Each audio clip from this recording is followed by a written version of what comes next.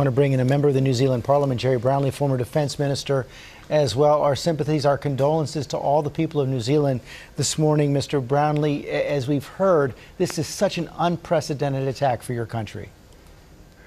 Yes, it is. It's something that we never expected to have happen here. We're a relatively small population, and while we are ethnically quite diverse, we live very peaceable lives. And this has, as many have said, kind of shattered our innocence in a way. It is, that mosque is just a short distance, about 4 kilometres from where I live, and it's still just a shock, with that number of people and such a small population here in the Christchurch city. Almost everyone will know someone or have a connection to the families of someone who has been either killed or seriously wounded today. And Mr. Brownlee, do authorities feel like the situation is under control right now? I think most people would be very impressed with the way our police have acted so quickly in being able to apprehend a suspect who looks pretty much like he is the guy, and he'll appear in the court tomorrow morning, and we'll know a lot more after that. They continue. It's night time here at the moment, and they're continuing with their efforts to secure the city and to see if there are any others beyond the 4 that they've arrested who might be part of this organisation. Was this kind of anti-Muslim, white supremacist violence on anyone's radar in New Zealand? I don't think so. We haven't experienced sort of anti-Muslim activities here.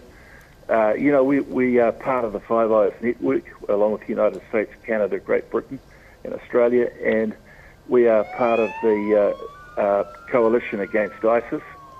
But we didn't expect that we would have this sort of terrorism in New Zealand, which appears to be not necessarily related to the ISIS type attacks, but white supremacists, which just does not fit for this country and its makeup. Going forward, any sense now of what must be done? Oh, I think the important thing is that we firstly support the families who've had such horrific losses and will be, deeply affected for so very long to come. Beyond that, I think we've got to be very careful that while we are vigilant about, people in our community who don't see life the way we do, we don't end up losing a lot of the freedoms that we have. New Zealand is a country where people have always felt very secure and very free, and this certainly has shaken that belief up today, and we've got to make sure that we don't end up with a permanent loss of the freedom that we so value. Secure, free, and tolerant New Zealand, known as such a happy place. Well, that's how we like to be seen. I think that is pretty much how we are. But this is a huge wake up and just very, very distressing for the overwhelming majority of the New Zealand population.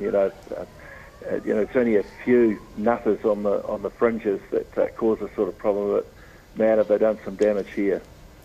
They certainly have. We're sorry for your loss. Mr. Brownlee, thank you for joining us.